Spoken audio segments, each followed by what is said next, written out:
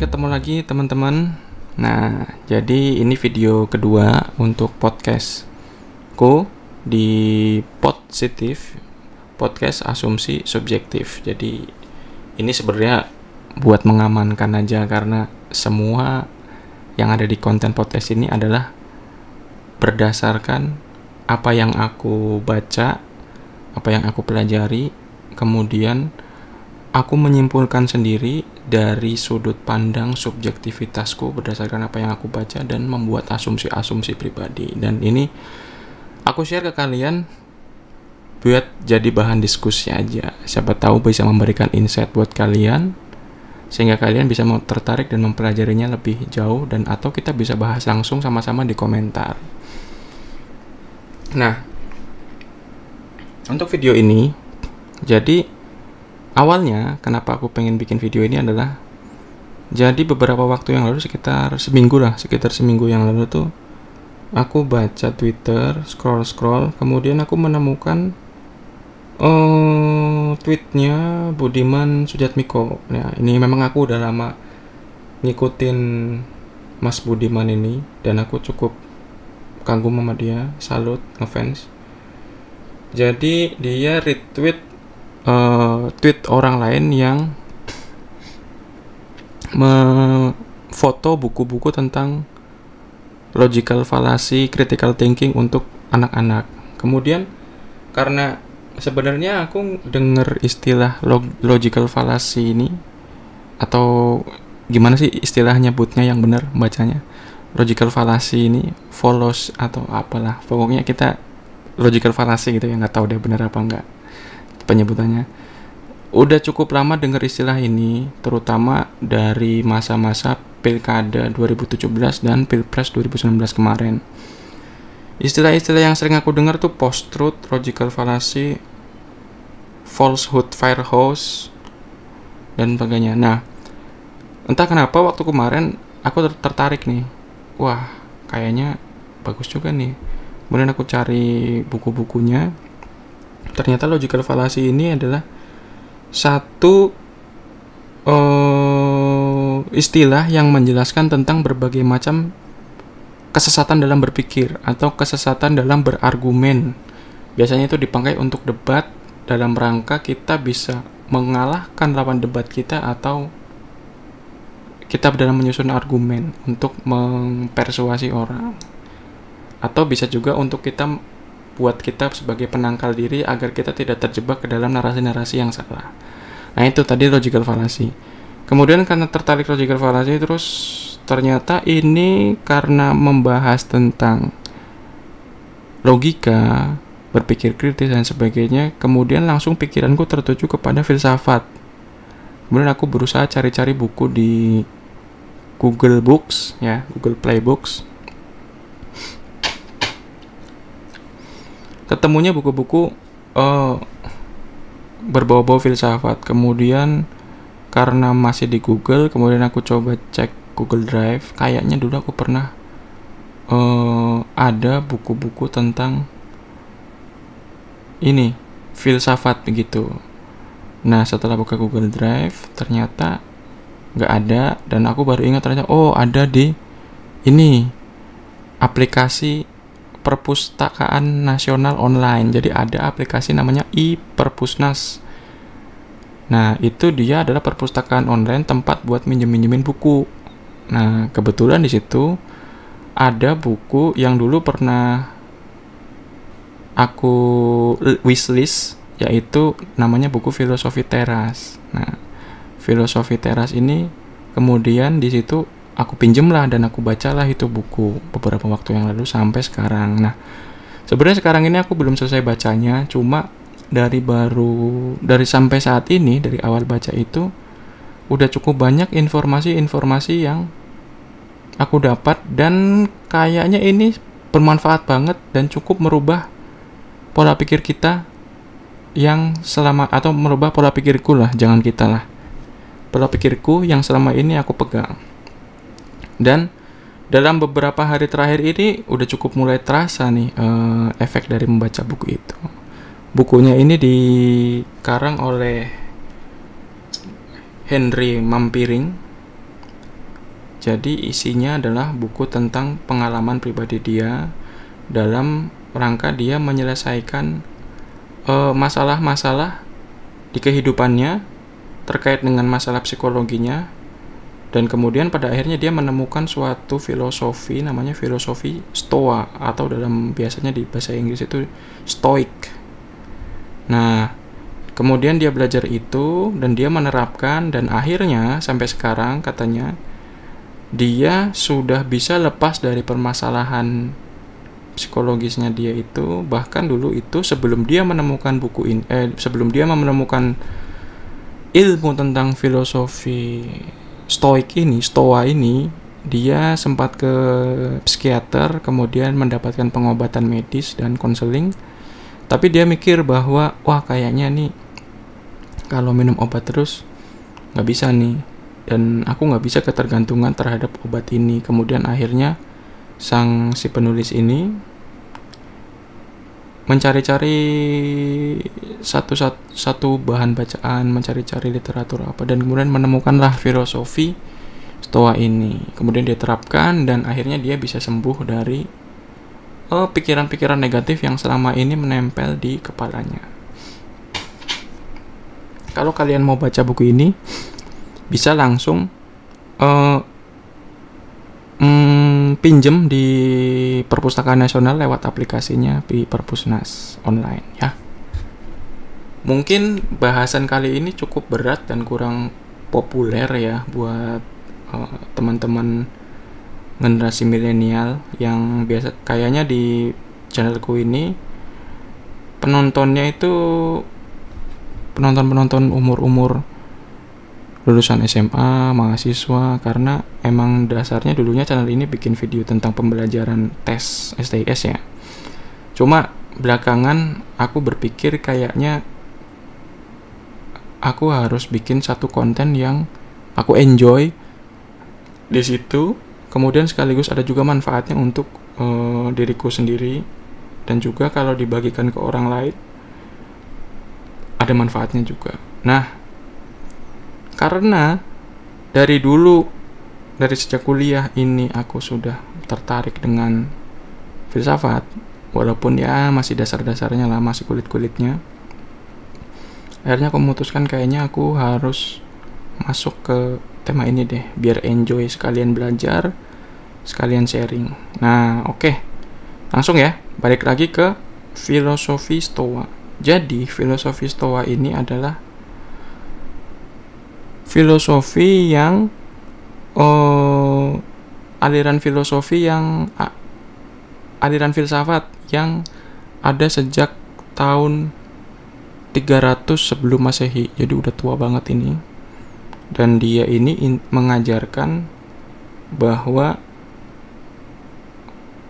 ini gimana ya? Kita ini hidup intinya harus realistis, bukan pesimis, bukan juga positive thinking. Nah, kita masuk nih. Jadi masuk ke judul podcast ini adalah masalah dibalik berpikir positif. Jadi dalam buku ini dalam buku Filosofi Teras ini kenapa judulnya Filosofi Teras adalah karena dia menerjemahkan langsung dari kata Stoa. Stoa itu artinya adalah teras dari bahasa Yunani, kemudian langsung diterjemahkan ke dalam bahasa Indonesia yaitu teras. Makanya dapatlah Filosofi Teras. Asli ini bermanfaat banget, kamu harus baca bukunya. Terutama buat dengan kondisi sekarang ya, yang COVID lagi naik-naiknya, semua orang itu pasti cemas, pasti khawatir, takut dan sebagainya. Di rumah terus, bingung, yang tadinya biasa berkegiatan harus di rumah. Kayak ibuku nih, biasanya kegiatan, kemudian harus di rumah. Biasanya ngajar kan, biasanya ke sekolah ada urusan, kemudian harus di rumah. Akhirnya begini, bingung juga. Aku kasihan juga, gimana ya dia sendirian di rumah. Tapi ya mau gimana lagi, akhirnya cuma paling kita sebagai anak-anaknya bantu ngasih ya pandangan-pandangan biar tetap bisa tetap bisa stabil, tetap bisa senang, tenang, dan sedikit-sedikit bisa bahagia gitu. Oke, balik lagi. Jadi jadi balik lagi ke masalah di balik berpikir positif. Apakah ada masalah di balik berpikir positif? Bukannya berpikir positif itu adalah sesuatu yang bagus, sesuatu yang positif. Karena sekarang nih, banyak banget kamu lihat di sosial media, di status WA, di Instagram, isinya kalau berpikir positif, positif, positif. Kalau kita mikir positif, maka kita akan sehat. Kalau kita berpikir positif, kita akan bahagia. Kalau kita berpikir positif, apapun yang kita pikirkan pasti akan tercapai gitu. Banyak banget yang ngomong begitu. Cuma setelah aku baca ini dan aku pelajari, ternyata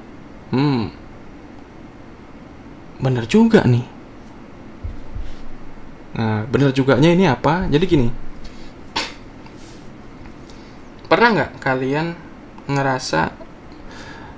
pernah ngerasa misalnya lagi ngumpul sama temen ya, terus ngobrol-ngobrol, ada yang nyeletuk, karena umurku ini obrolannya tentang misalnya ide usaha.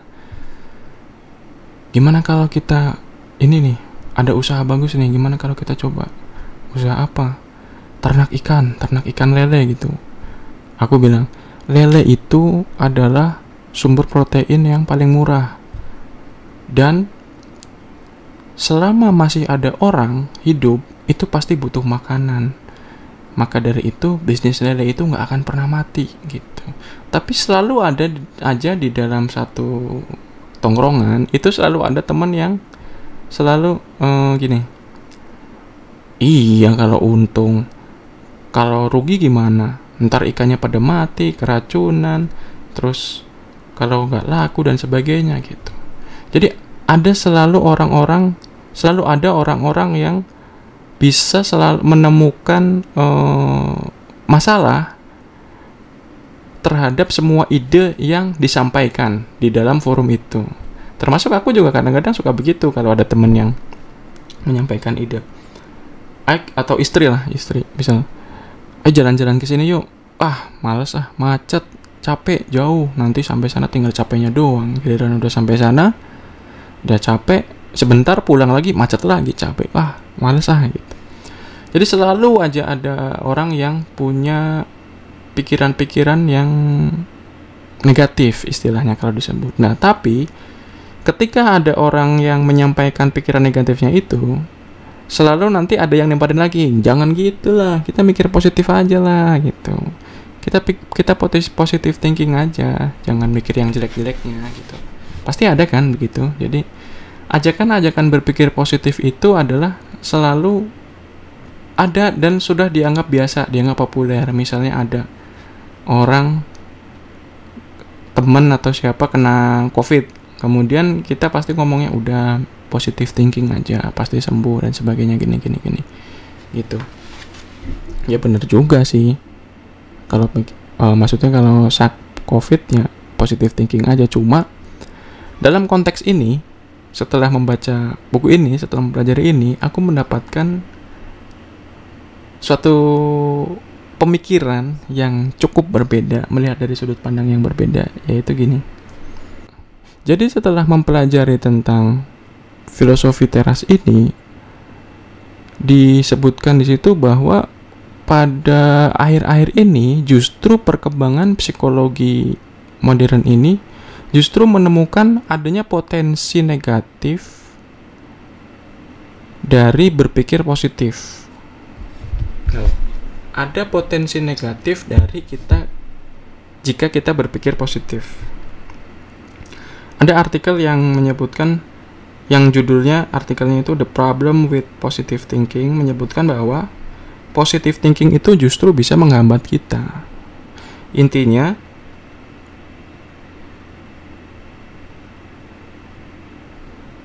positive thinking itu dianggap bisa menipu pikiran kita. Jadi seolah-olah kita diajak untuk menganggap bahwa kita sudah mencapai tujuan yang kita inginkan.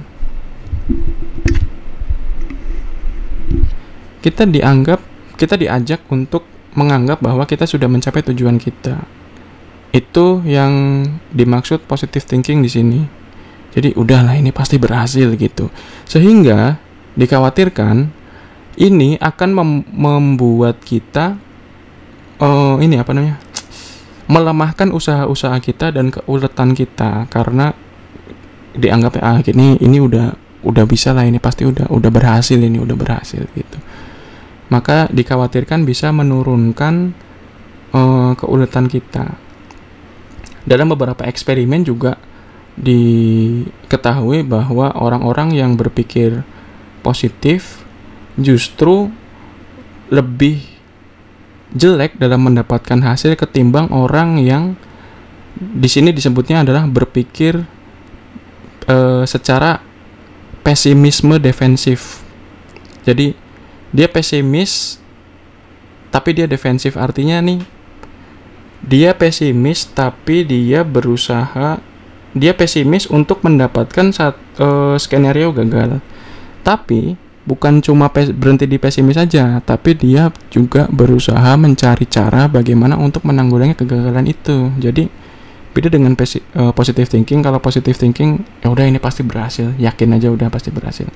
Tapi kalau orang yang pesimis defensif ini, dia akan ini kayaknya gagal karena ini. Nah, kalau gagal karena ini berarti caranya harus gini. Aku udah tahu caranya begini. Kemudian dia akan menemukan satu skenario gagal yang kedua. Tapi kalau gagalnya gara-gara begini, gimana? Oh, begini gitu. Kemudian dia akan selalu menemukan kemungkinan kesalahan, kemungkinan masalah, tapi sekaligus juga dia akan menemukan solusinya untuk tiap masalah yang timbul itu, gitu. Maka dari itulah yang dimaksudkan tentang yang dimaksud dengan potensi masalah di balik berpikir positif. Nah, tapi jangan juga kita kemudian karena tadi dibilang berpikir positif thinking itu memiliki potensi masalah, kemudian kita berpikir negatif atau negative thinking. Itu juga lebih salah lagi kalau kita berpikir negative thinking tanpa menemukan solusi dari skenario-skenario kegagalan yang mungkin terjadi gitu. Dan kemudian ada fakta lain lagi, yaitu ada di sini disebutkan dari artikel The Tyranny of Positive Thinking Can Threaten Your Health and Happiness. Jadi intinya tirani positive thinking ini bisa membahayakan kesehatanmu dan kebahagiaanmu. Kenapa? Gini, karena justru dengan orang yang memaksakan untuk berpikir positif terus, justru dia akan tertekan ketika dia tidak bisa bahagia dalam kondisinya dia yang sedang menghadapi masalah gitu. Ribet ya. Jadi gini, misalnya lagi misalnya ada kerjaan nih, atau misalnya misalnya tes beasiswa, kita udah belajar serius, belajar keras, kemudian tes ujian, dan ternyata ujiannya gagal, nggak lulus. Dan karena misalnya karena aku habis gagal ujian, kemudian aku udah pernah denger nih quote bahwa berpikir positif aja, ambil hikmahnya aja dari kegagalan itu. Kamu harus tetap bisa bahagia dengan cara berpikir positif. Tapi justru dalam keadaan terpuruk begitu, ketika kita lagi gagal, kemudian kita berusaha berpikir positif, justru malah akhirnya ketika kita nggak bisa bahagia dalam kondisi itu, kita akan menyalahkan diri sendiri gitu loh. Jadi, aduh, kenapa aku harus nyesel begini ya? harusnya aku tetap bisa bahagia nih, harusnya aku bisa tetap seneng aja, nggak usah lah dipikirin begini, gimana sih, masa begini aja bisa bikin sedih, harusnya jangan sedih gitu. Jadi malah akan muncul pikiran-pikiran yang menyalahkan diri sendiri, yang bahkan itu mungkin efeknya lebih parah, lebih menyedihkan daripada kegagalan kita terhadap ujian kelulusan tadi itu sendiri gitu. Jadi pikiran menyalahkan diri sendiri yang bilang bahwa kenapa kamu nggak bisa bahagia, kenapa kamu nggak bisa berpikir positif aja sih dari kegagalan ini, itu akan lebih menyakitkan, lebih membuat kita menderita dibandingkan dengan masalah pokoknya tadi itu, yaitu kita gagal ujian gitu. Jadi positive thinking ini kadang-kadang bisa menjadi masalah juga kalau dipaksakan, atau ya intinya sebenarnya ada potensi masalah kalau kita selalu memaksakan untuk berpikir positif. Nah, dari filosofi stoa ini atau filosofi teras ini, kita akan diajarkan untuk tidak menggunakan atau tidak mengambil pilihan untuk berpikir positif, tapi kita menggunakan satu teknik baru, yaitu memisahkan antara mana yang bisa kita kendalikan dan mana yang tidak bisa kita kendalikan gitu. Nah, oke. Untuk lebih jelasnya, aku mau baca lagi, aku mau pelajari lagi, kemudian nanti kalau aku udah paham, udah dapat lagi, aku akan share ke kalian lagi di video selanjutnya, masih di channel ini, di playlist positif.